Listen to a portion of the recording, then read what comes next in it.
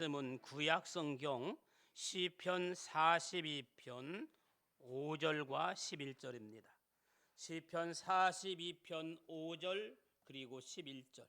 구약성경 833페이지입니다. 시편 42편 5절 다 같이 합독합니다. 시작. 내 영혼아 내가 어찌하여 낙심하며 어찌하여 내 속에서 불안해하는가? 너는 하나님께 소망을 두라. 그가 나타나 도우심으로 말미암아 내가 여전히 찬송하리로다. 아멘. 11절 읽겠습니다. 시작. 내 영혼아 내가 어찌하여 낙심하며 어찌하여 내 속에서 불안해하는가? 너는 하나님께 소망을 두라. 나는 그가 나타나 도우심으로 말미암아 내 하나님을 여전히 찬송하리로다. 아멘. 할렐루야. 오늘 또 참 좋은 날입니다. 설 연휴가 시작되는 주일인데 주님 앞에 나와 예배드리는 사랑하는 귀한 교회 여러분들에게 오늘 또 주님의 크신 은혜와 은총과 축복이 함께하기를 소원합니다. 우리 옆에 분과 뒤에 분과 인사합시다. 반갑습니다. 잘 오셨습니다. 주의 이름으로 축복하고 환영합니다. 할렐루야. 우리 기독교인들은요, 세상 사람들의 동네 북이 아니라 가장 귀하고 존귀한 존재들인 줄로 믿습니다. 아멘. 우리가 당당하지 못하고 기가 죽어 있으면 세상 사람들은 우리를 더 얕잡아 보고 짓밟으려고 합니다. 그러나 우리가 골리앗 앞에 누구처럼 다윗처럼 당당하면, 아그리빠 왕 앞에 누구처럼 바울처럼 당당하면, 아방 앞에서 엘리야처럼 당당하면 세상 사람들은 우리가 하는 일에 얕잡아 보지 않지 않고 태클 걸지 못하고 오히려 우리를 귀하게 여길 줄로 믿습니다.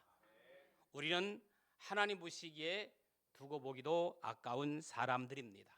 그러므로 오늘 또 하나님 보시기에 두고 보기도 아까운 말을 하면서 사시고 하나님 보실 때 두고 보기도 아까운 행동을 하면서 사시는 저와 여러분들 되기를 주님의 이름으로 축복합니다. 바울은 디모데에게 항상 이렇게 당부합니다.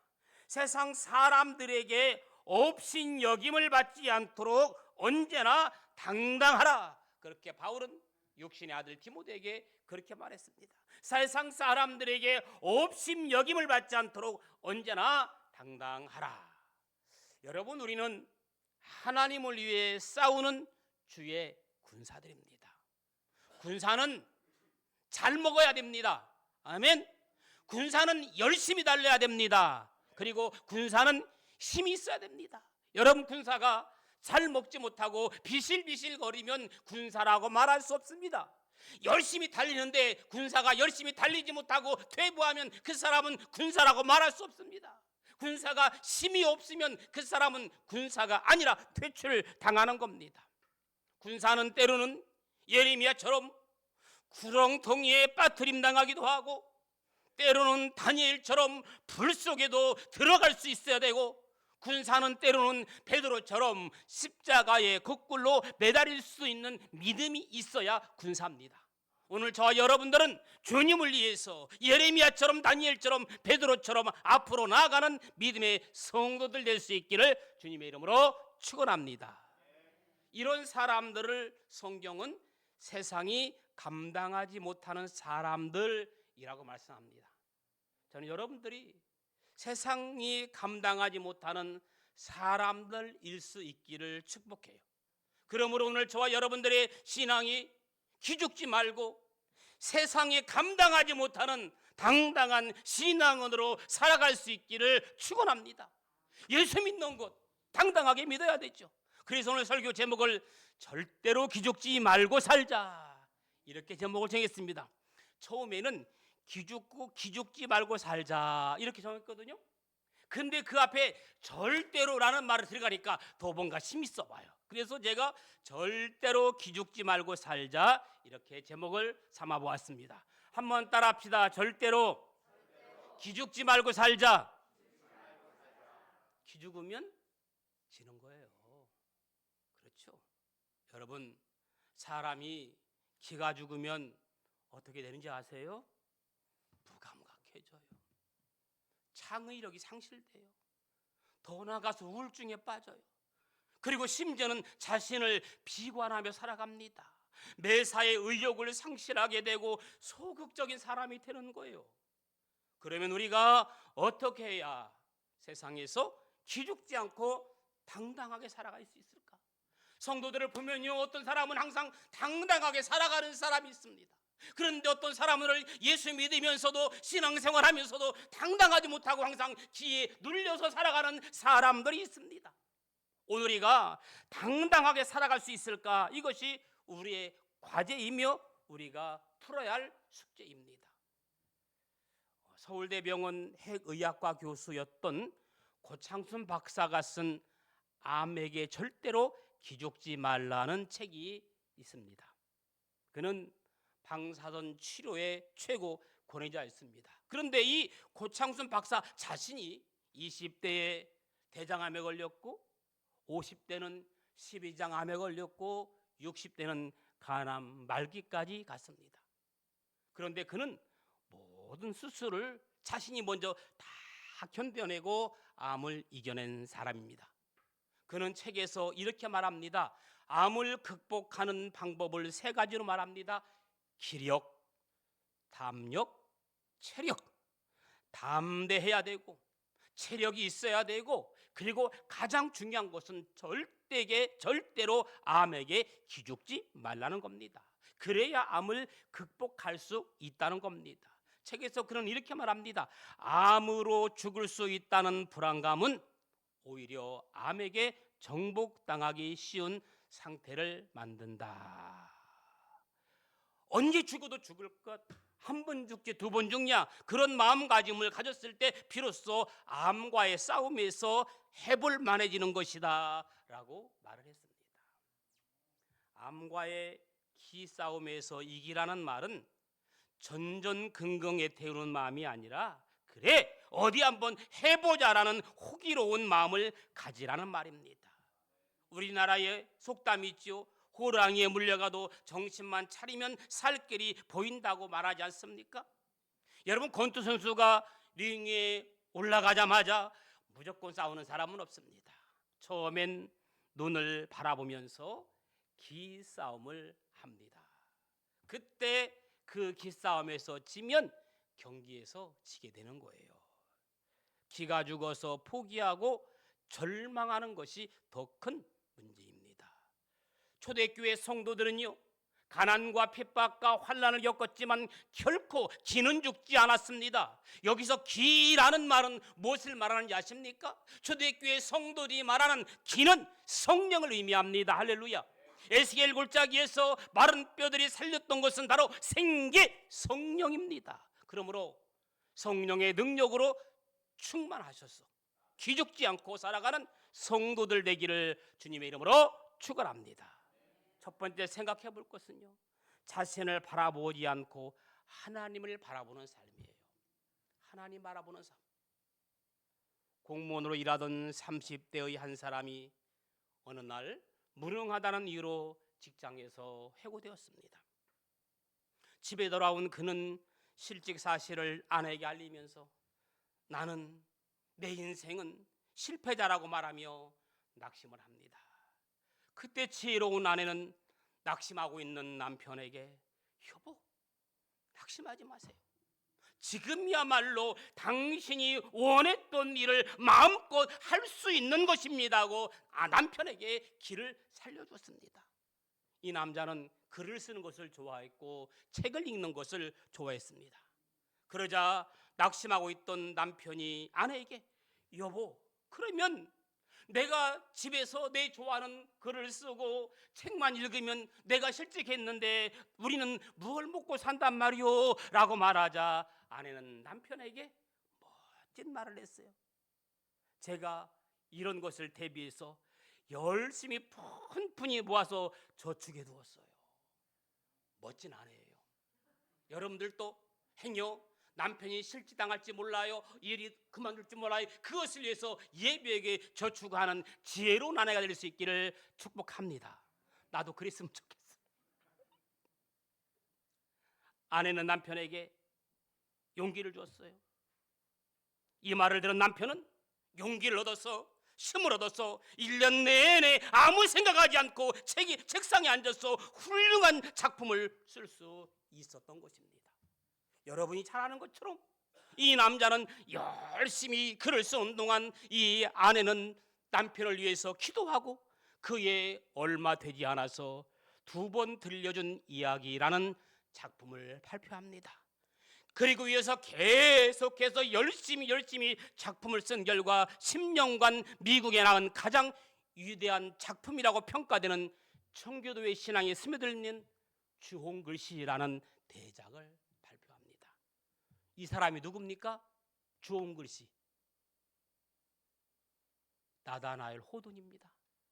난 이 사람을 너무너무 좋아해요. 성이 저하고 같잖아. 나시잖아. 나다나엘 호돈.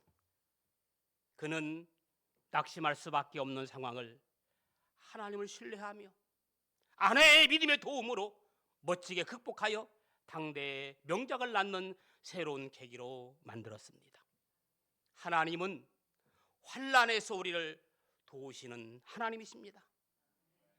믿는 사람들이, 믿음의 사람이 왜 기가 죽어 있을까요? 하나님 바라보지 않고 세상 바라보기 때문입니다. 그러므로 우리는 하나님을 바라보는 믿음을 가져야 돼요.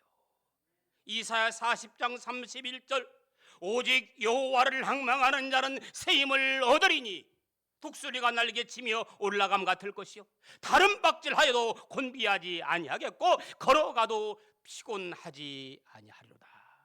피곤하십니까 지금? 성령의 새 힘을 얻고 피곤하지 않고 당당하게 살아갈 수 있기를 축복합니다. 여러분 행여나 지금도 말씀을 들으면서도 산산조각난 과거의 나 자신을 바라보며 살고 계시진 않습니까? 사라져버린 과거만 회상하면서 실망에 잠겨있는 분이 있지 않느냐는 말입니다. 나도 옛날에는 지금보다 건강했는데 제 얘기하는 거예요. 나도 지금보다 옛날에 활동적이었고 옛날에는 건강하게 잘 나갔는데 옛날이요. 그런 생각들을 하고 있지 않습니까?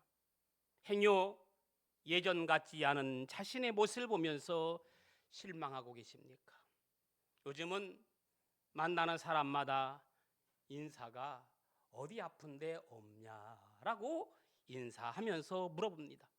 죄송하지만 60대가 넘으니까 최고의 관심사가 건강입니다. 말을 안 해서 그렇지 아픈 데가 왜 없겠어요? 60대부터는요 걸어다니는 종합병원입니다. 그래서 의사들은요 병원에서 60 먹은 사람들에게 병원에서 감사장 줘야 된다니까. 제가요 왼쪽 어깨가 아파서 가끔씩 주사도 맞고 충격파도 하는데 잘 낫지 않아요. 그래서 그냥 포기하고 살았는데 어느 날 누군가 그래요. 저 병원 가보라고. 저 병원 가면 같이 의사가 치료를 너무너무 잘해준대. 그래서 혹시나 행여나 마음으로 병원에 찾아갔어요. 엑스레이도 찍었어요. 왼쪽 어깨가 아프더니 어깨를 올려보고 내려보고 잡쳐보고 막 하고 그 다음에 마지막에 주사를 맞았는데요. 그 의자에 앉으래. 의자 앉았더니 오른쪽에 소독을 해요. 그래서 아니 저 왼쪽 아픈데요. 그랬더니 본인이 실수해가지고 세상에 왼쪽 아픈 환자를 오른쪽에 주사를 주려고 그랬어요. 제가요 그 의사를 믿을 수 있겠냐고요. 나 자신도 믿지 말고 의사도 믿지 말고 믿을 사람은 오직 하나님 한 분인 줄로 믿습니다. 그러므로 여러분 하나님께 맡기고 하나님 믿는 여러분들 되기를 주님의 이름으로 축원합니다. 제가 지금 말이지만 약도 젖어가지고 그 소문이 잘한다고 해서 약도 먹었는데 속만 아프더라고요. 약 먹었더니 그 약봉지도 버려버렸어요. 믿을 사람은 오직 하나님뿐인 줄로 믿습니다. 그 다음에 과거를 보지 말고 미래를 보는 거예요. 아멘. 5분 후를 볼 수 있는 사람이 있다면 그 사람은 역사를 변화시킬 위대한 사람이 될 것이다 라는 말이 있습니다. 5분 후 일을 내다볼 수 있다면 그 사람은 역사를 변화시킬 수 있죠. 누가 5분 후의 일을 알겠습니까? 1분 후의 일도 모릅니다. 그런데 성경에 보니까요, 모세는 1500년 후를 내다보고 말했어요. 할렐루야. 히브리서 11장 26절에 보니까 그리스도를 위하여 받은 수모를 애굽의 모든 보화보다 더 큰 재물로 여겼으니 이는 상 주심을 바라봄이라. 바울은 수천 년 후를 바라보았습니다. 로마서 8장 18절, 현재의 고난은 장차 우리에게 나타날 영광과 비교할 수 없도다.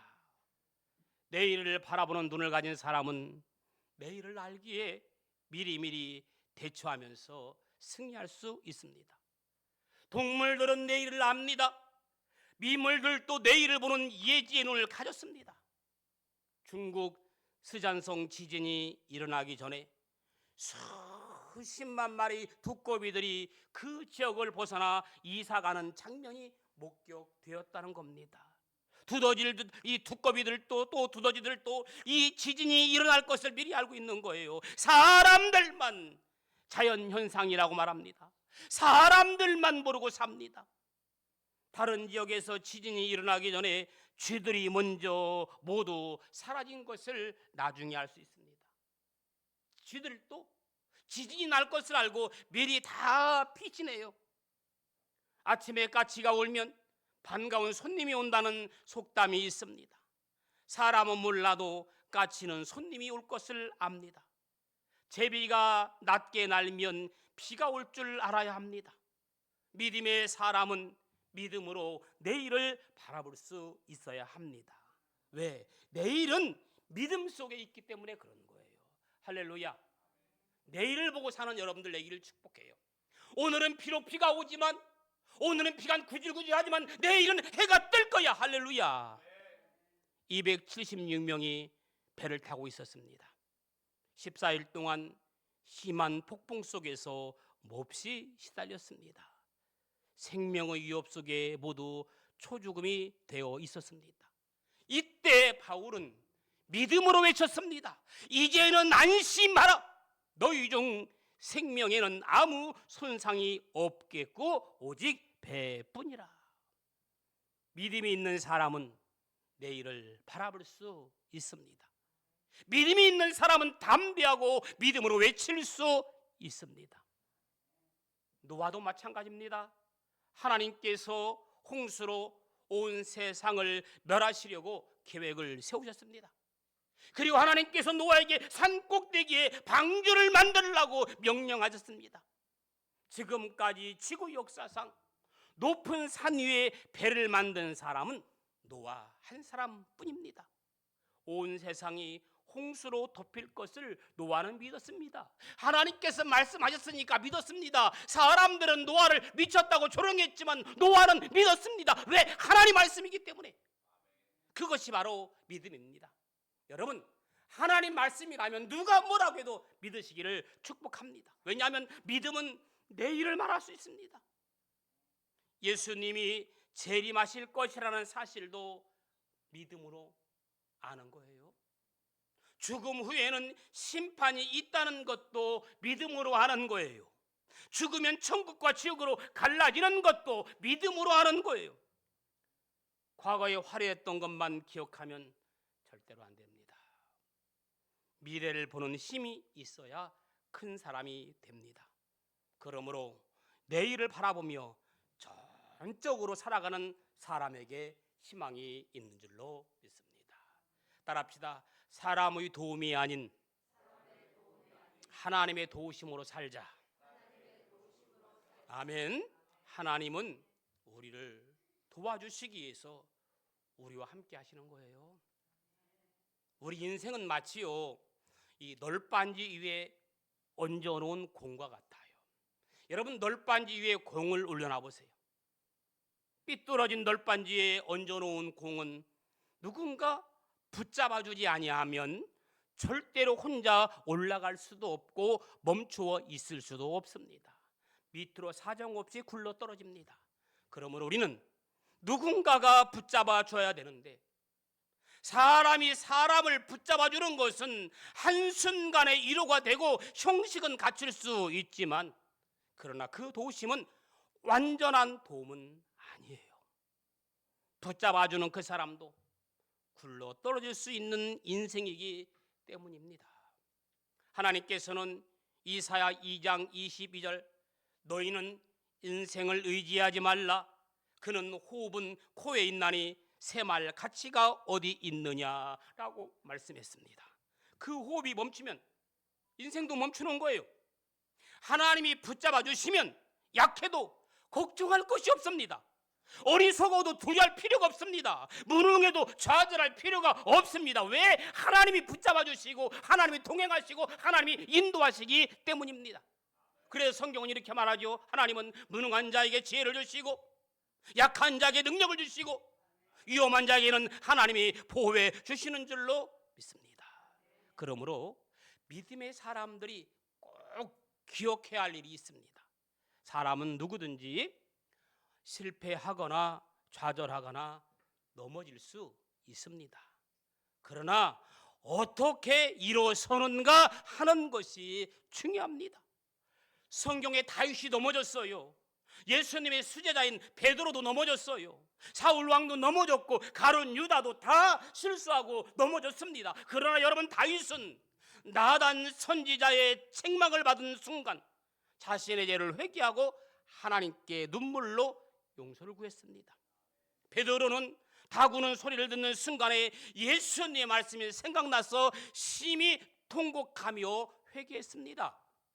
히스기야 왕은 하나님 앞에서 교만한 범죄로 죽음이 선고되었지만 즉시 얼굴을 벽으로 향하여 하나님께 통곡하고 부르짖어 응답받고 새 힘을 얻었습니다. 다윗은 도우시는 하나님을 만나고 힘을 얻었습니다. 그리고 도우시는 하나님을 찬양했습니다. 찬송했습니다. 내가 산을 향하여 눈을 들리라. 나의 도움이 어디서 올고 나의 도움은 천지를 지으신 여호와에서다라고 고백했습니다. 말씀을 마무리하려고 해요. 지금 우리가 사는 세상은 어떻게 돌아가는지 모를 정도로 혼란스럽습니다. 사람들은 갈수록 이기적이고 저마다 자신의 유익만을 추구합니다. 삶의 경쟁이 치열해지면서 하나님의 사람들이 세상에 끌려다니게 됩니다. 지금 누군가가 나를 조금만 도와주면 일어서겠는데, 여러분 누구를 의지하겠습니까? 누가 여러분을 도와주겠습니까? 다급하다고 아무나 의지하지는 못하는 겁니다. 도움은 천지를 지으신 능력의 하나님, 우리 아버지 뿐인 줄로 믿습니다. 항상 감사하는 마음으로 주님께 고백하며 하나님을 의지하며 하나님이 주시는 독수리에 비상하는 능력으로 절대 기죽지 말고 살아가는 여러분들 되기를 주님의 이름으로 축복합니다. 우리 한번 11절 읽어볼까요? 11절 다 같이 한 목소리를 읽겠습니다. 11절 시작. 내 영혼아 내가 어찌하여 낙심하며 어찌하여 내 속에서 불안해하는가? 너는 하나님께 소망을 두라. 나는 그가 나타나 도우심으로 말미암아 내 하나님을 여전히 찬송하리로다. 아멘. 우리 시간 같이 불렀던 약할 때 강함 되시는 이 찬양 부르고 같이 기도하는 시간을 갖도록 하겠습니다. 약할 때 강함 되시니 나의 보배로 되신 주님,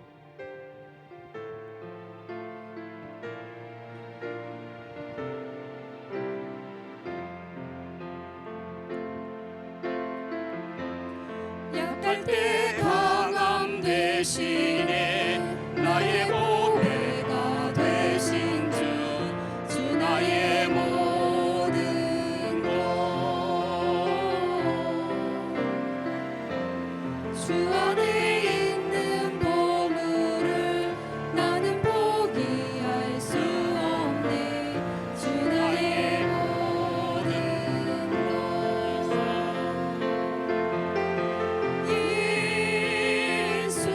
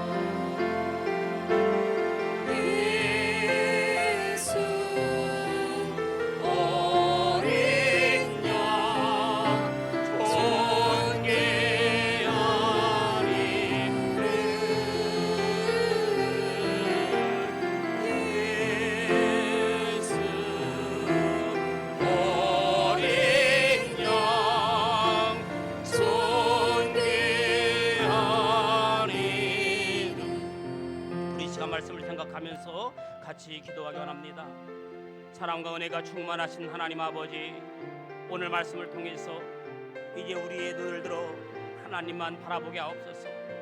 오직 여호와를 앙망하는 자는 새 힘을 얻는다고 하신 이사야 말씀처럼 우리가 독수리와 같이 날개치며 비상할 수 있도록 새 힘과 용기를 허락하여 주옵소서. 아버지 하나님, 우리가 과거의 실패와 아픔에 얽매이지 않게 하시고 미래의 소망을 바라보며 살게 하여 주옵소서.